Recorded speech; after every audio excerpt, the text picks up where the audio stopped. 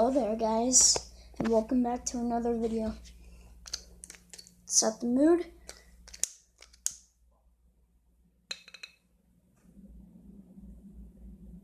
Let's get some candles going.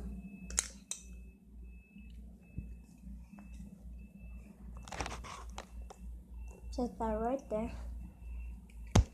Alright, today we are going to be watching some scary animations, and if you guys do like this video, make sure to like and subscribe. And my candle went out.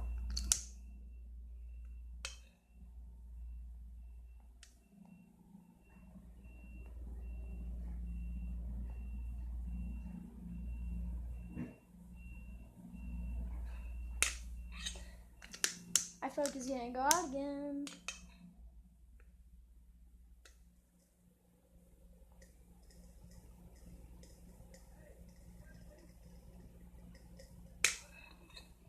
And guess what, guys? It went out again. This sucks. I'll be right back. I'm gonna go grab an incense. Because, the candle is not setting the mood, but I guess an incense will. Alright. Got my incense. Need to.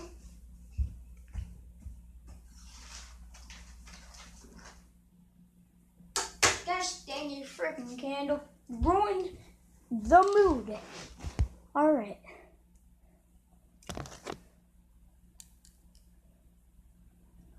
I got this really cool incense holder. Is that what you would call it?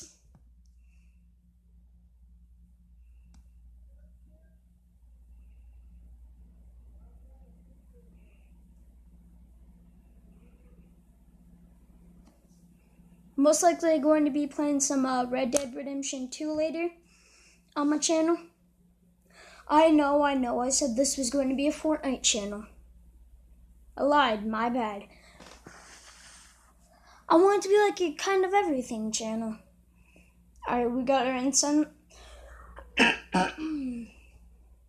Alright, let's just get right into it. Oh yeah, back to what I was saying. If you guys do enjoy this video, make sure to like and subscribe. And turn on that dang notification bell so you never miss another video. Let's get some lights in here.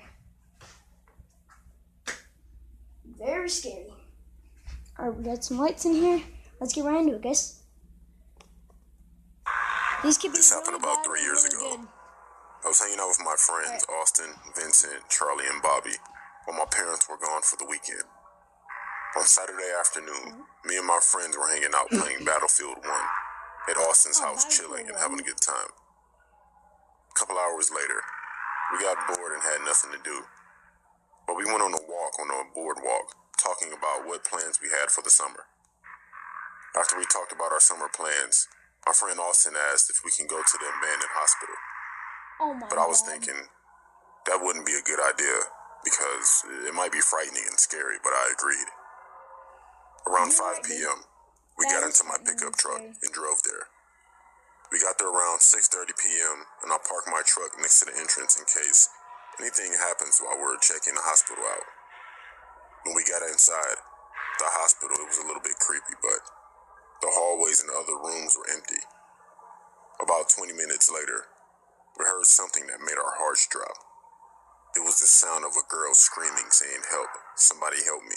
Oh, God. Then I heard someone saying, "Shut your mouth."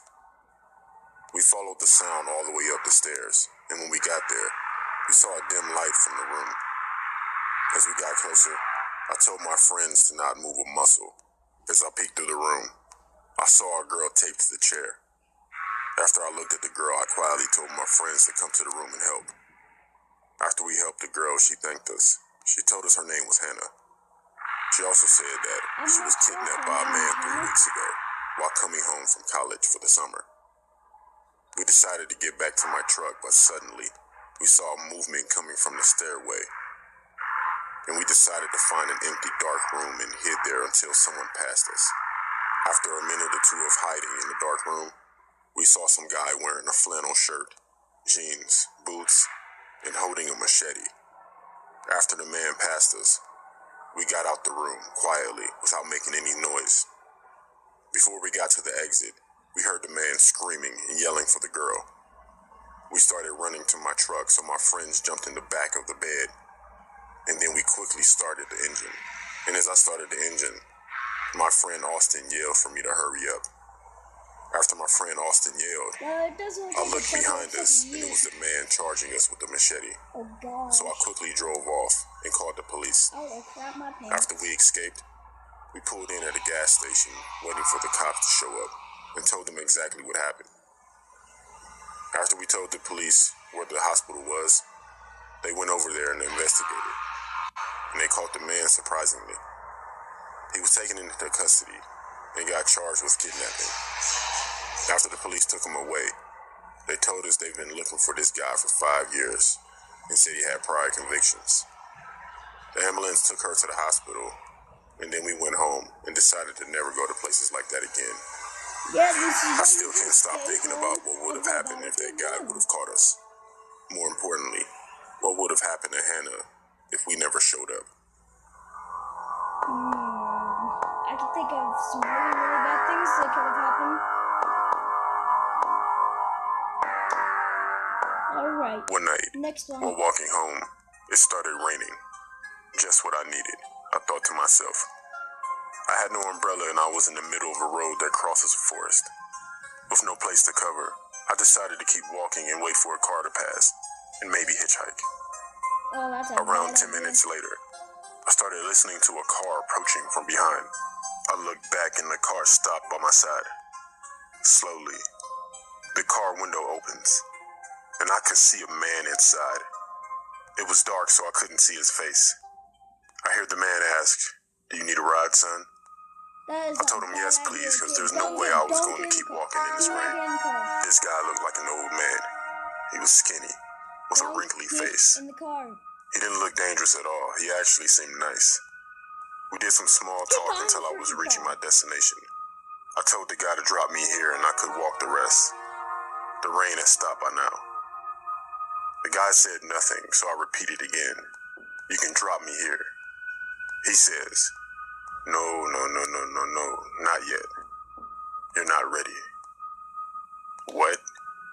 I thought to myself. This is what I'm saying. I'm not ready for what? It is way too dangerous. I was getting nervous, so walking. I tried one more time. "Please, sir, let me out here." He looks at me with his eyes wide open. Now I could see his face. Oh gosh. The guy looked old and his face was wrinkled with sharp teeth, and he said, He looks I hot. said no.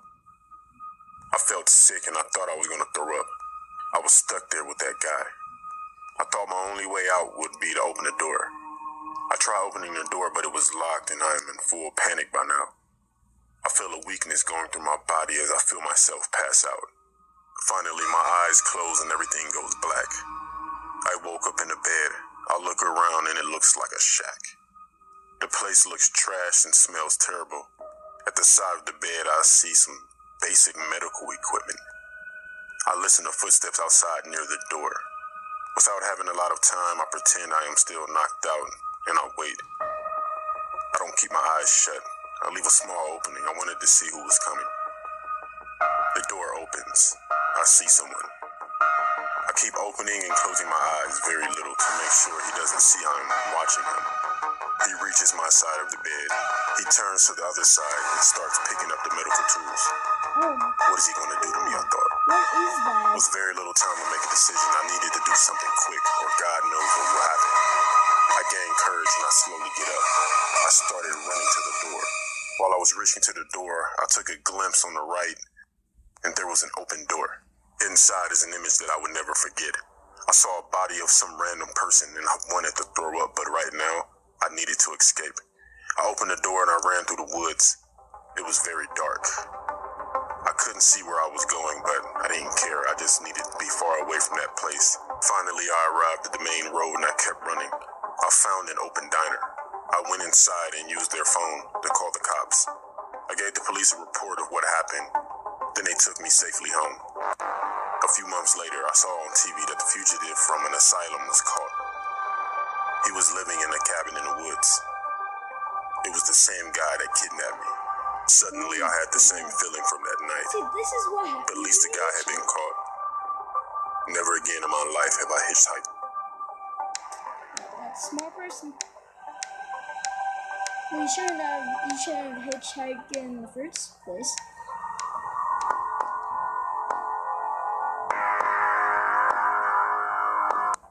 I used to be a huge gamer a few years back as a teen. Yeah? It kept me in the house away from trouble, but I would always stay home and my family would go out to do usual family things, like go to movies, dinner, and family trips. So spring break... Like, everybody knows there's quarantine and lockdown. The coronavirus is out there. I keep myself quarantined, and what I do to keep myself entertained is play video games. I relate to this guy. I don't get into trouble. I don't mess with creepy abandoned places, hospitals, houses, tunnels. I don't do any of that creepy stuff. I stay at home, keep myself quarantined, and play video games. One year, my family booked a trip to Disney World. I didn't want to go. My parents didn't argue because I had a bad attitude. And I would usually ruin the trips on purpose with my attitude. I was 17 at the time and loved being by myself. Well, the first 2 days went smooth. My parents left me with some money and stocked the fridge. I stayed in my room majority of the time playing games. Everything didn't stay smooth though. I went to the kitchen to grab food and went back to my room. I became sleepy, so I went to bed.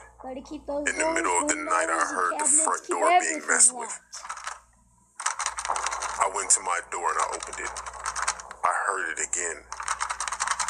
Then the front door opened.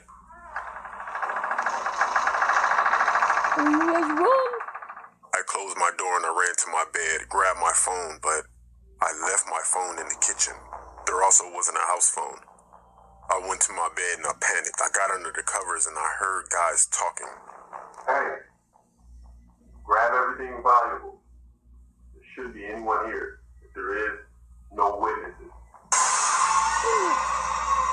I was freaking out and I can hear footsteps coming down the hall. They stopped right at my door. I can also hear other footsteps throughout the house going into every room. The guy at my door started yelling out to the other guys. Anyone in the other rooms? 2 other guys answered no. Then he entered my room. I was so afraid because I knew he can see me under the covers. Someone else yelled out to him to see if anyone was in my room. For a second, he didn't answer. He just closed the door, but I can hear him breathing. He was still in my room. I can hear him walking to me. He got up to my bed. He started sniffing the covers that I was under, right by my face. He then yelled out that no one was in there. And they all walked out. I stayed under the covers for about 30 more minutes and ran out of my room to get my cell phone. These guys took a lot of stuff. I called the cops and my family came back early from Disney World.